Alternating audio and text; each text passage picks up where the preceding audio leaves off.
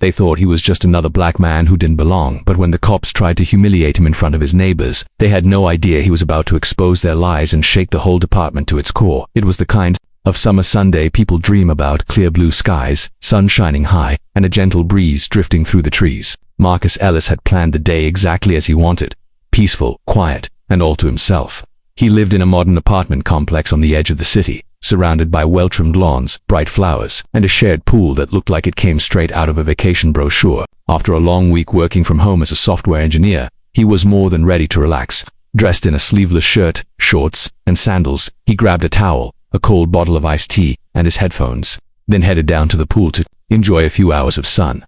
The pool area was nearly empty, just one woman in the far corner, reading a book, and a couple of kids splashing around on the other end. Marcus found a lounge chair, stretched out, and put on his music. He closed his eyes and let the warmth of the sun sink into his skin.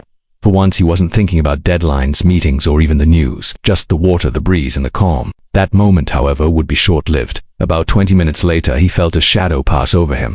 At first, he thought it was a passing cloud. Then he heard a voice. "Excuse me, sir, can we speak with you?" He opened his eyes to find two police officers standing over him. One was tall, white, with a clean-shaven face and mirrored sunglasses. The other, slightly shorter and Latino, held a notepad. Both looked serious, arms resting near their holsters. Marcus sat up slowly, taking out his earbuds. "What's going on?" "We've had a report about a suspicious individual loitering around the pool area," the taller officer said. "Can you tell us if you live here?" Marcus blinked. Confused. "Yes, I live here, apartment 304. "What's this about?"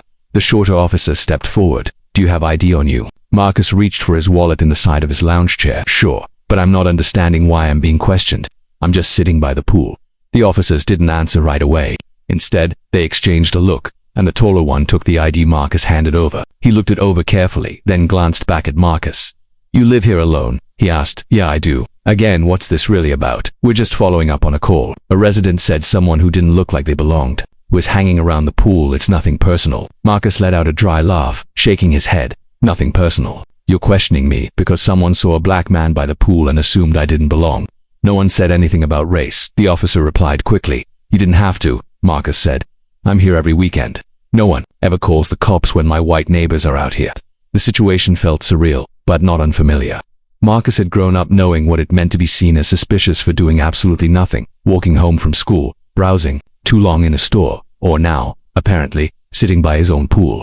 He looked around and noticed a few neighbors had stepped out onto their balconies or peeked through the windows. Their eyes followed the scene below, curious but silent. "Do you have a key card to the building?" the shorter officer asked suddenly. "Yes," Marcus said. "But it's in my apartment. I wasn't expecting to be frisked just for sitting outside." "We're not frisking you," the taller officer replied, sounding annoyed. "We're just doing our job." "Funny how that job always seems to involve people like me," Marcus muttered. The air was tense now. The officers didn't like being challenged, and Marcus could see it in their faces. The taller one shifted his stance and moved his hand near his belt, not quite drawing anything, but a clear reminder of who had power in this situation. And that's when Marcus made a decision. He pulled out his phone and started recording. "I'm being harassed for sitting by my own pool," he said into the camera, his voice calm but firm. "These officers have seen my ID, know I live here, but they're still treating me like a criminal." "For what?" "Being black in a nice neighborhood." The officers stiffened. "Sir, there's no need to record. We're just trying to— I've seen how these things go," Marcus cut in. The camera's staying on. A few more neighbors had gathered now, whispering and watching. The woman who had been reading earlier stood up and slowly walked away, pretending not to notice. One of the kids in the pool stared wide-eyed, sensing something serious was happening. The taller cop handed Marcus back his ID and said flatly, "You're free to go." "I wasn't going anywhere," Marcus replied. The officers lingered for a few more seconds, then turned and walked off, whispering to each other as they left the pool area. Marcus sat there, heart beating fast, phone still recording. He looked around at the people who had watched in silence and then stared back at the camera. Something had shifted inside him. He wasn't going to let this go. Not this time. Not anymore. That night, after the police left and the sun began to dip behind the apartment buildings, Marcus sat alone in his living room replaying the video he had recorded earlier at the pool. His hands trembled slightly, not from fear, but from the weight of it all. It was one thing to experience racism in silence. It was another to have it caught so clearly on video. Every time he watched the clip, his voice came through calm and controlled, but underneath it, the tension in his face was hard to miss. The officer's body language told a story he didn't even have to explain. The subtle way their hands hovered near their weapons, the disbelief in their tone when he said he lived there, and the look of annoyance when he turned on his camera. Marcus had dealt with this kind of profiling before, too many times, but something about today felt different. Maybe it was because he had documented it this time. Maybe it was because, for once, he didn't just go along with it quietly. Either way, he knew he couldn't just delete the video and move on.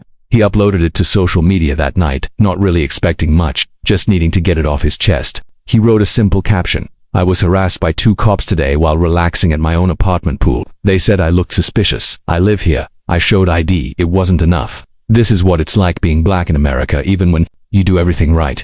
He hit post, turned off his phone, and tried to sleep. By the time he woke up the next morning, his world had completely changed. The video had exploded overnight, thousands of shares, hundreds of comments, and more views than he could even count. People from all over the country were tagging news outlets, civil rights organizations, and celebrities. Some shared their own stories in the comments. Stories of being followed in stores, stopped while jogging, questioned in their own neighborhoods. Others simply said, "This has to stop." Local news channels reached out, asking for interviews. Civil rights lawyers sent messages offering to help. Even a city council member tweeted the video and demanded an investigation. Marcus wasn't used to this kind of attention. He was a quiet guy, a tech worker, someone who preferred coding to crowds, but now he was at the center of something bigger than himself. His inbox filled up quickly. His apartment's management office left a cold voicemail saying they were aware of the incident and that they'd be reviewing security protocols. What they didn't say, of course, was that they had likely been the ones to call the police in the first place, or that the neighbor who reported him was a known complainer who had made similar calls before. Marcus had seen her a few times, a middle-aged woman with a small dog who always looked at him a little too long when he passed by. He didn't know her name, but he didn't need to. He knew what kind of person she was, the kind who thought his presence was threatening just because of his skin color. As more people in the building became aware of what had happened, Marcus started receiving quiet nods of support in the hallway, or short whispers like, "I saw your video. Man, that was messed up." But no one said anything out loud. No one called out the management publicly. Most people just wanted to stay out of it. He understood that, but it still stung. Marcus agreed to do one interview with a local reporter. He wore a simple black t-shirt and spoke clearly, his voice calm but firm. "I wasn't being loud. I wasn't causing trouble. I was literally sitting by the pool minding my business, but to them I looked like I didn't belong." That's what racism looks like today. It's not always shouting or violence. Sometimes it's quiet, a phone call, a look, a question that shouldn't be asked. The clip aired on the evening news, and by the next morning it was being played on national morning shows. The attention kept growing, and with it, the pressure. The police department released a short, vague statement saying they were conducting a review and that the officers involved were following procedure. But the public wasn't buying it. Protesters began gathering outside the station with signs reading "Relaxing isn't a crime and he belonged there." They didn't. Marcus watched from his window as a small group even stood outside the complex one afternoon, chanting peacefully and holding signs of support. It all felt surreal. Just days ago, he had been another face in the crowd, working remote, paying his rent, following the rules. Now people were looking to him as a symbol. He didn't feel like a leader or an activist. He felt tired, angry, and still a little shaken. But he also felt a deep sense of purpose building in his chest. He realized that if he didn't speak up, someone else might go through the same thing or worse. His story had struck a nerve, and people were paying attention. He wasn't just fighting for himself anymore. He was standing up for every person who had ever been questioned, doubted, or humiliated for simply existing. And this, he knew, was just the beginning. In the days that followed, Marcus Ellis found himself swept into a storm he hadn't planned for, but one he could no longer avoid. The video he posted continued to spread across social media like wildfire. It was shared by influencers, activists, journalists, and even a few celebrities who had never met him but understood all too well what the video represented. Marcus didn't smile about the attention. It wasn't fame he wanted, it was change. Still, he couldn't deny the power of the moment. A simple, calm video showing a black man being harassed while sitting at his own apartment pool had cracked something wide open. News crews camped outside the building. His inbox became a flood of messages, some filled with encouragement, others laced with racism and threats. But Marcus stayed grounded, focusing only on what mattered, turning the moment of humiliation into something greater. He contacted a civil rights attorney who had messaged him the night the video went viral. Her name was Angela Ruiz, and from the first phone call, he knew she was the right person to have in his corner.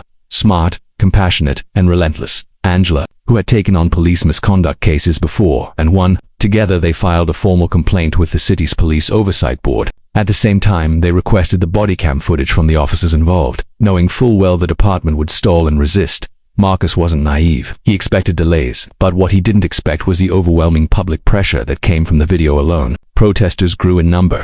Petitions gained thousands of signatures demanding disciplinary action. Local politicians, once quiet, began to speak up. The police chief, clearly under stress, gave a shaky press conference claiming the officers had followed protocol but promised an internal investigation. Marcus watched it live on TV, shaking his head. Protocol, he repeated to himself, so treating someone like a criminal for sitting by a pool is protocol now. He decided to respond not with anger, but with clarity. A few days later, he held his own press conference outside City Hall. Standing behind a podium with Angela at his side, Marcus spoke calmly, directly, and from the heart. What happened to me could have ended very differently, he said, looking into the cameras. We've seen how these situations can escalate. If I had raised my voice, moved too fast, or simply refused to show ID, I might not be standing here today. And all I did was sit by a pool. That should never be enough to trigger police action. But for people who look like me, it too often is. His words were replayed across local and national channels, sparking deeper conversations about racial profiling, systemic bias, and the constant surveillance Black Americans endure, even in their own homes. Meanwhile, the apartment management company, now under fire from tenants and the press, released a bland statement promising to review policies related to resident access and guest verification. It was obvious they were trying to save face. But Marcus wasn't interested in lip service. He wanted accountability, not just from the police but from the entire system that allowed this to happen in the first place. Behind the scenes, Angela was pushing for access to 911 transcripts, the officers' disciplinary records, and any past complaints made by the neighbor who had reported Marcus in the first place. Bit by bit, the truth began to surface. The woman who called 911 had, in fact, made several complaints about unfamiliar Black men around the property over the past year. None had led to any arrests, but each one had led to a visit from police. She wasn't just suspicious, she was targeting. The department, of course, had never questioned her credibility. They just showed up, every time, ready to assume guilt. That is all of this unfolded. Marcus began hearing from other Black residents in the complex, people he'd barely spoken to before who now came forward with their own stories. One man, who had been stopped in the parking garage late at night and questioned. A woman had been followed while walking her dog. None of them had ever filed complaints, out of fear of being labeled troublemakers or risking retaliation. Marcus realized this wasn't just his story, it was part of a much bigger pattern. That realization changed everything for him. What started as a personal injustice was now a community crisis. He began organizing meetings with residents, pushing the apartment management to host forums on bias and racial awareness. Some neighbors, we avoided him now, clearly uncomfortable with the attention. Others thanked him quietly, their voices low but sincere. Change, he realized, was slow, uncomfortable, and messy, but it was possible. With every step, he was turning the pain of that humiliating day into something that could not be ignored. For once, the spotlight wasn't fading, it was growing brighter. And Marcus was ready to stand in it, not for fame or recognition, but for the simple right to live and relax without being treated like a threat. By the time the fourth week rolled around since the incident at the pool, Marcus Ellis had gone from a quiet tenant in apartment 304 to a citywide figure whose name sparked debate in police stations, apartment boardrooms, and living rooms alike. But he hadn't asked for any of this. All he had wanted that day was peace. The kind you expect when you live in a place you pay for, when you follow every rule, when you've done nothing wrong. Yet here he was organizing meetings, answering calls from activists, showing up to town halls, and being stopped in the grocery store by people who either thanked him, stared at him, or tried to pretend they didn't recognize him. At first, the attention had overwhelmed him, but now something deeper had taken hold: responsibility. It wasn't just about what happened to him anymore. It was about every Black and brown person who had been made to feel like a trespasser in their own neighborhood. Marcus decided he wasn't going to just speak out, he was going to push for real, measurable change. With the help of Angela Ruiz, his lawyer, and a growing coalition of local community members, Marcus began crafting a list of demands. They weren't just about the two officers who had profiled him, though disciplinary action against them was part of it. They were about policy. He wanted mandatory anti-bias training for all officers in the city, a public complaint tracking system that allowed citizens to follow up on misconduct reports, a civilian oversight board with real authority, and an official apology not just from the police department, but from the property management company that had failed to stand by him. Most importantly, he wanted these reforms written into law, not just promised on paper during moments of outrage. He knew it wouldn't be easy. Already, the backlash had begun.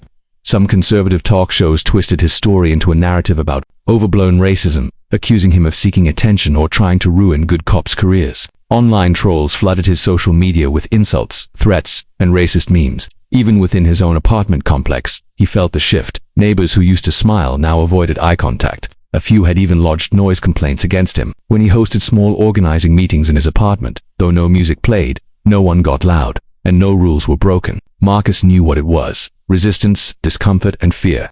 The idea of a black man asserting himself, not with violence or anger, but with calm, focused determination, was more threatening than anything else.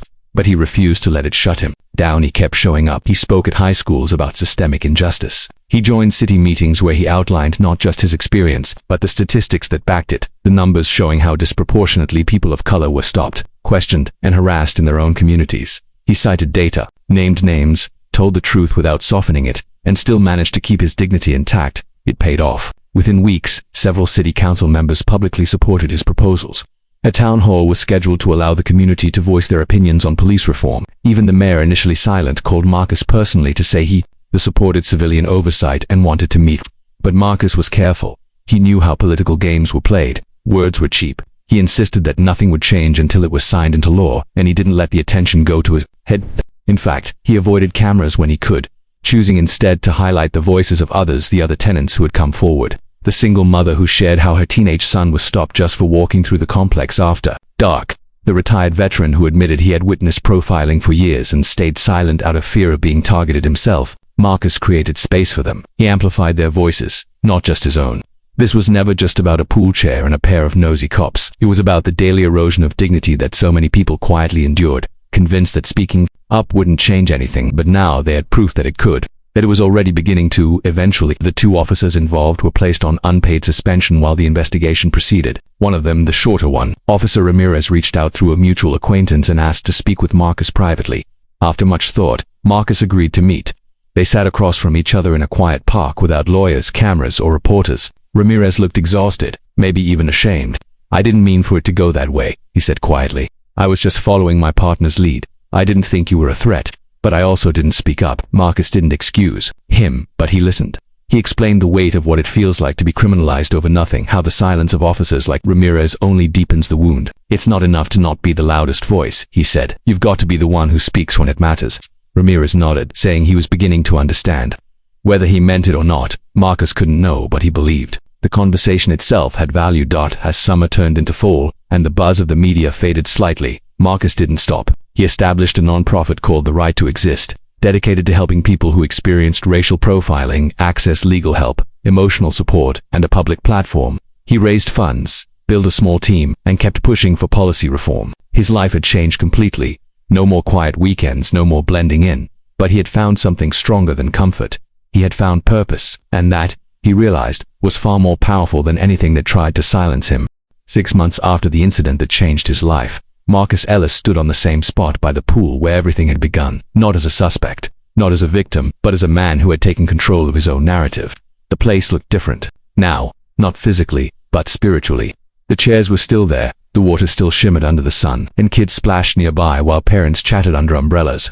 But the silence that had once followed Marcus wherever he went had been broken. There were now signs at the entrance reminding residents and staff about anti-discrimination policies. The apartment complex had hired a diversity consultant, and the management team that once avoided Marcus now responded with tight, polite smiles and emails filled with words like equity, inclusion, and progress. He didn't trust them fully, not yet, but he knew they had been forced to look at themselves, and that was a start. The city council had passed 2 of the reforms he and his group had pushed for.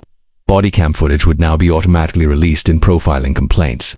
And an independent civilian oversight board had been formed, with actual disciplinary authority. It wasn't everything they had demanded, but it was more than anyone had expected 6 months ago. Most importantly, the conversation hadn't died. People were still talking, still organizing, still paying attention, and the right to exist, the non-profit Marcus had built from scratch, had grown faster than he imagined. They now had a small office downtown, 2 paid staff members, and dozens of volunteers who ran workshops, held legal clinics, and helped people record and report their own stories of being profiled, harassed, or silenced. What had started as one man's painful moment had become a platform for many voices, and those voices were growing louder, more confident, more united. But despite everything that had changed on the outside, Marcus still carried the weight of that day. No matter how many speeches he gave, or how many laws were passed, he could still hear the condescending tone in the officers' voices, still feel the tension in his chest when they questioned whether he lived there, still remember the moment he realized that even with his ID in hand, even with every law obeyed, he was still seen as a problem. Healing from that wasn't about public victories, it was private, quiet, slow. Some nights when the world was still, those memories crept back in, reminding him how fragile dignity could feel when it's left in someone else's hands. But Marcus had reclaimed that dignity. He had turned their doubt into his power. And now, when he walked through the building, past the security cameras and past the front office, no one questioned whether he belonged. He had made it impossible for them to forget. Still, Marcus didn't want to be remembered just for being the man at the center of a viral video. He wanted to be remembered for what he built from it, the movement, the message, the momentum, and for the people he brought along with him. People like Jada, a high school senior who spoke at one of his workshops about how she'd been followed by store security too many times to count. Or Amir, a delivery driver who was stopped and questioned in a wealthy neighborhood and told he looked suspicious. Their stories were different, but the pattern was the same, the constant assumption that blackness was a threat through his work. Marcus had given them a place to be seen, to be heard, to be believed. That afternoon, as he sat by the pool reading messages from supporters and sorting through grant applications for the nonprofit, a small boy with curly hair and dark skin approached him shyly. "Are you the man from the video?" he asked, his voice barely above a whisper. Marcus looked up and smiled. "Yeah, that's me." The boy nodded, then looked back at his mother, who stood a few feet away, watching nervously, her eyes full of pride and caution. "My mom said you helped people like us," he said. Marcus set his phone down and looked the boy in the eyes. "That's the plan," he said gently. "And one day, maybe you'll help people too." The boy smiled and ran back to his mother, who mouthed "thank you" before walking away. Marcus sat in silence after that, letting the moment settle into his bones. It wasn't about fame. It wasn't about revenge. It was about making sure that little boys like him wouldn't have to grow up watching videos of people who looked like them being humiliated, hurt, or ignored. And if they did, that they would also see people standing up, speaking out, and turning pain into progress. As the sun lowered and the sky shifted to soft gold, Marcus closed his laptop and leaned back in his chair, breathing in the warm, thick air of a summer evening. He wasn't sure what came next, whether he'd keep leading the nonprofit full-time, or go back to his career in tech, or maybe even write a book. But whatever path he took, he knew this truth now. The power of standing your ground, of refusing to shrink under someone else's gaze, could ripple far beyond the moment. It could reach people you'd never meet, shift systems you never thought would bend, and teach others that existing, freely and unapologetically, is a right worth fighting for. The incident by the pool hadn't broken him, it had revealed him. And now, he belonged, not just to that place, but to something far bigger. A movement born from stillness, and a man who had turned watching into action, fear into fuel, and silence into strength. If this story moved you, like, share, and drop a comment to keep the conversation going. Don't forget to subscribe to The Black Struggle for more powerful stories and real truths that need to be heard.